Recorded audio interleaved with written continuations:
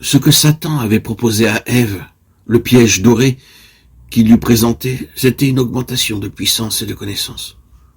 Vous serez comme des dieux, Genèse 3:5.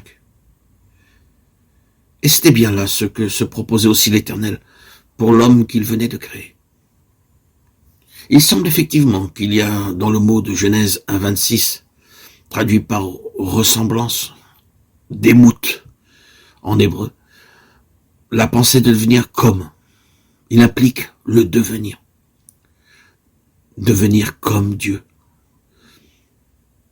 À sa ressemblance, à son démoute en hébreu.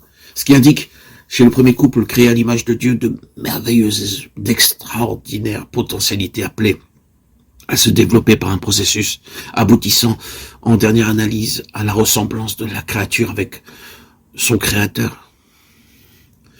Pour la puissance et le gouvernement de toutes choses, et qu'il est douloureux, qu'il est tragique de penser que Dieu, qui seul pouvait développer harmonieusement l'usage des forces latentes déposées en l'homme, fut rejeté.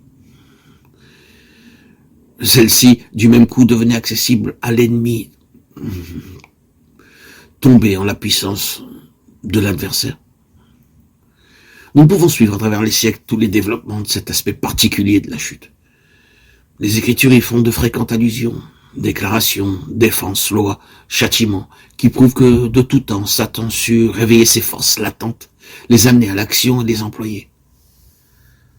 Tous les siècles ont eu leurs sorciers, leurs nécromanciers, leurs magiciens, dont le pouvoir anormal est lié à celui des puissances du mal. Il est réservé au temps de la fin, qui est le nôtre, de réaliser l'objectif que poursuit Satan depuis les premiers jours de la race, s'emparer du gouvernement mondial. Les Écritures annoncent qu'il y réussira durant une courte période au moyen d'un instrument, d'un surhomme qu'il revêtira de force surnaturelle. On peut résumer la crise actuelle comme une lutte des forces de l'âme qui se rassemblent pour l'assaut définitif contre celle de l'esprit. Car ce sont bien les facultés, les forces de l'âme sans Dieu qui agissent sur le monde, sur l'entendement humain, pour préparer les hommes à accepter la domination de l'Antichrist. Ceci implique un temps durant lequel Dieu sera exilé de l'univers, les potentialités déposées en l'homme par le Créateur et dont le développement devait amener la ressemblance avec Dieu dans ses fonctions de gouverneur et de dominateur vont se développer dans une toute autre direction sous l'influence satanique. De sorte que l'homme, dans sa condition déchue, s'imaginera être comme Dieu. Les spirites affirment déjà que l'homme possède tous les attributs que jusqu'ici on n'accordait qu'à la divinité.